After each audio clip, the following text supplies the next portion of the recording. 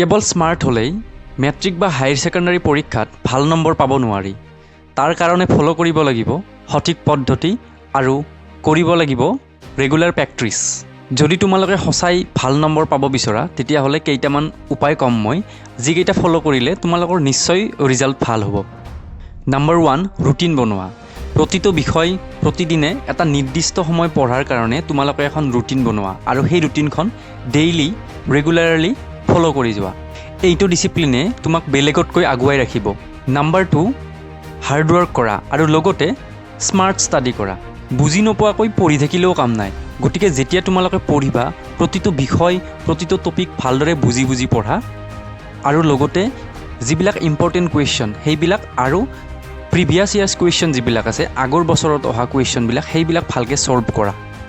Number 3, revision আটাইতকৈ important, কাৰণ revision নকৰিলে আমি পঢ়া বিষয়বিলাক বা টপিকবিলাক পাহৰা যায়। গতিকে ৰিভিজন অতি প্ৰয়োজনীয় আৰু ৰিভিজনে আমাৰ মেমৰি মানে স্মৃতিশক্তি বৃদ্ধি কৰে।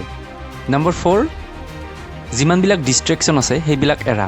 মোবাইল ফোন হওক বা ছ'চিয়েল মিডিয়া হওক এইবিলাকৰ পৰা অলপ দূৰত আহা আৰু মনটো নিজৰ লক্ষ্যৰ ওপৰত ফ'কাছ কৰা। নাম্বাৰ 5, নিজৰ ওপৰত বিশ্বাস ৰাখা, নিজকে কোৱা যে আই কেন ডু ইট। তেতিয়া আমি যদি কনফিডেঞ্চত থাকোঁ তেতিয়া অসম্ভৱ সম্ভৱ হৈ যায়। তোমালোকে আজিৰ পৰা এইকেইটা কথা ফ'ল' কৰা আৰু তোমালোকৰ ৰিজাল্ট নিশ্চয় ভবাতকৈ বহুত বেছি ভাল হ'ব। মনত ৰাখিবা, মেট্ৰিক পৰীক্ষা বা হায়াৰ ছেকেণ্ডাৰী পৰীক্ষা কেৱল পৰীক্ষা নহয়, সেয়া হৈছে তোমালোকৰ সপোনৰ দুৱাৰ।